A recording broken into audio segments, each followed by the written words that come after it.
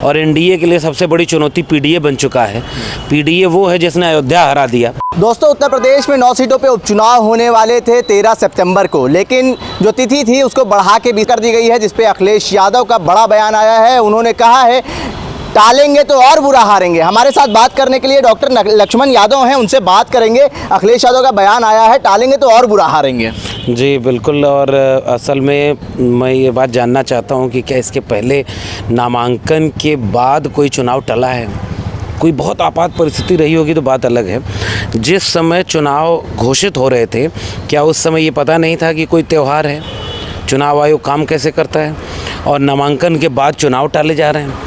इसका इशारा वही है जो अखिलेश जी ने कहा कि इसका मतलब ये है कि कुछ प्रशासन के दुरुपयोग की या कुछ ऐसी साजिश रचने की, कुछ काम अधूरा रह गया होगा तो एक हफ्ता और टाइम चाहिए, वरना चुनाव के तरीके से होना चाहिए। और चुनाव आयोग इस समय अपनी भूमिका संदिग्ध बना चुका है। और क्या उत्तर प्रदेश के ये 9 उपचुनाव, पहले तो मिल्कीपुर में कराने की हिम्मत नहीं हुई, दोबारा एक ही साल में 2 बार अयोध्या में झटका, उनको शायद वो समझ में आ गया था कि भारी पड़ जाएगा, तो वो उपचुनाव क्या इतने महत्वपूर्ण हो गए? क्या लखनऊ की कुर्सी उससे कुछ प्रभावित हो रही है क्या? ये मेरा सवाल है। इसलिए मुझे लगता है कि इसीलिए तमाम तरह के बयान आ रहे हैं, तमाम तरह की रणनीति और साजिश बनाई जा रही। फिर भी मुझे लगता है कि जनता के यकीन है मुझे उनकी जनता की समझदारी पर कि ये सारा खेल जनता भी समझ रही है। तमाम नेता कह रहे हैं समाजवादी पार्टी के कि उनकी तैयारी पूरी नहीं थी, लेकिन चुनाव आयोग ने त्योहारों का हवाला देते हुए डेट बढ़ा दी। हाँ बिल्कुल ठीक बात है कि बीजेपी और चुनाव आयोग में ऐसा रिश्ता है जो आज तक तो देश में था नहीं। इस देश में क्या पहले ऐसा नहीं हुआ है कि प्रधानमंत्री की रैली, नरेंद्र मोदी जी की रैली का समय और प्रेस कॉन्फ्रेंस चुनाव आयोग उसका समय, दोनों में क्लैश कर रहा है, तो टला कौन? प्रेस कॉन्फ्रेंस का समय टल गया। क्या इस देश में ये नहीं देखा गया कि यही समाजवादी पार्टी ने 22 के चुनाव में आरोप लगाया और कि ये उन्होंने कहा कि भाई नाम काट दिया आपने? लोगों ने कहा कि कहाँ आपके पास सबूत है? इन्होंने 18,000 सबूत भेज दिए। उसके बाद चुनाव ने कोई काम नहीं किया। चुनाव में आचार संहिताएं ध्वस्त होती रहती हैं, चुनाव आयोग कोई काम नहीं करता। तो चुनाव आयोग को क्या ये नहीं पता है कि उत्तर प्रदेश में प्रशासन का दुरुपयोग कैसे हो रहा है? बीएलओ किस नाम पे हटाए जा रहे हैं? तो ऐसा लगता है कि वो मूक दर्शक बन के देख रहा है कि उसको चुपचाप ये सब होते रहने देना है।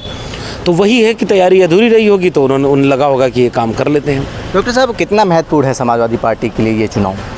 मुझे लग रहा है कि उत्तर प्रदेश की जनता के लिए ये चुनाव बहुत महत्वपूर्ण है।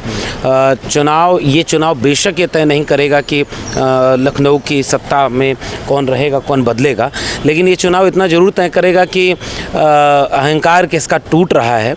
और पीडीए जो समाजवादी पार्टी का सबसे, और ये केवल सपा का नारा अब नहीं रहा। मुझे तो ऐसा लगता है, मैं देश के कई राज्यों में जाता हूँ, बाहर के राज्यों वाले लोग जो वंचित शोषित तबके के हैं उन तक पीडीए का नारा पहुंचा और वो कहते हैं कि हमारे यहाँ भी पीडीए चलना चाहिए।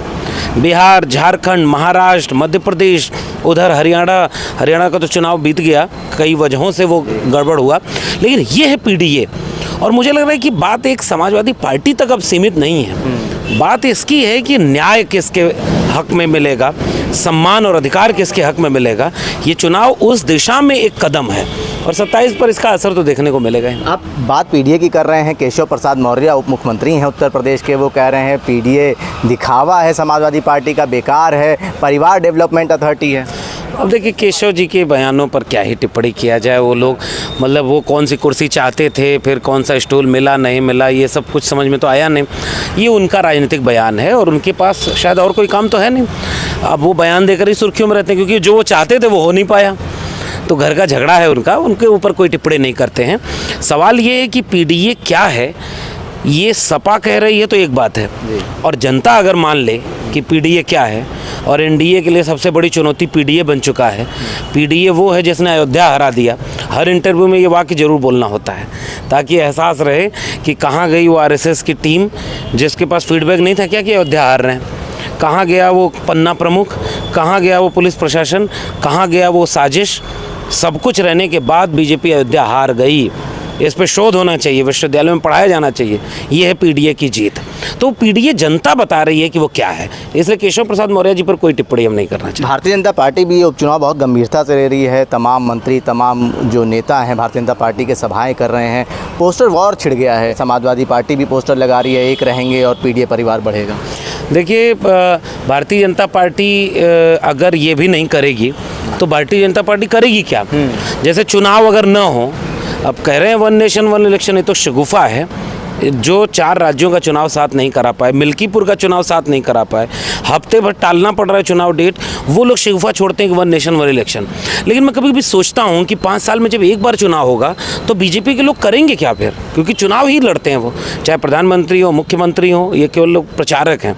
पहले संघ के प्रचारक थे, फिर चुनाव के प्रचारक है बीजेपी के, तो चुनाव लड़ना उनका काम है। दूसरी बात यह है कि उस चुनाव को कैसे लड़ा जाए। जनता इनके तीनों कामों को पहचान गई है, इनके झूठ को, इनके लूट को, इनके फूट को।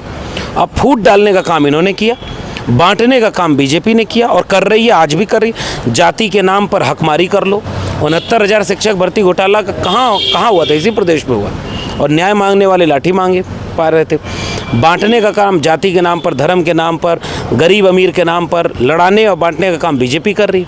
तो बीजेपी ये देश के लोगों को इस तरह के बयान दे रही, नकारात्मक बयान है।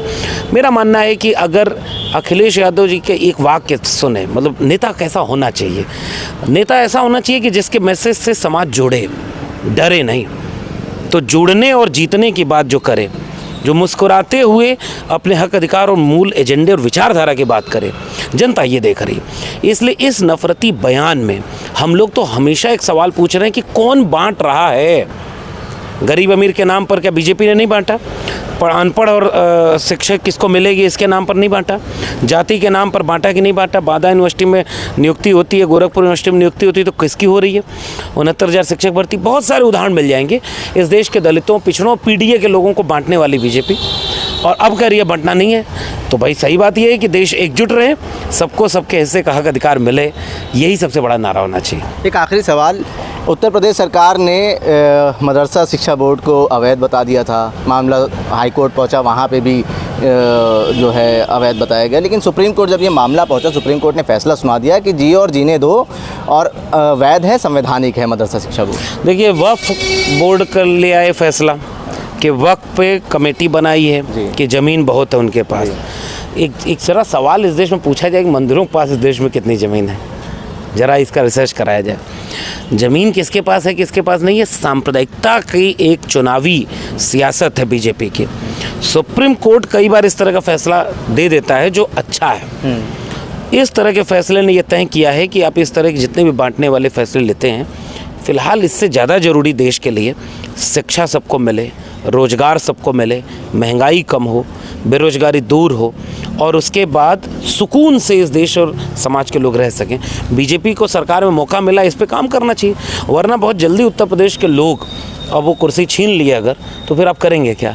तो इसलिए मुझे लगता है कि उन मुद्दों पर बात होनी चाहिए जो जनता के मुद्दे हैं। शुक्रिया, बहुत शुक्रिया बात करने के लिए। डॉक्टर लक्ष्मण यादव हमारे साथ बात करने के लिए मौजूद थे। उन्होंने साफ तौर पे कहा है भारतीय जनता पार्टी बांटने की राजनीति कर रही है और समाजवादी पार्टी पीडीए परिवार को साथ लेके चल रही है। भारत एक सोच के लिए, आकिब मिराज खान, लखनऊ।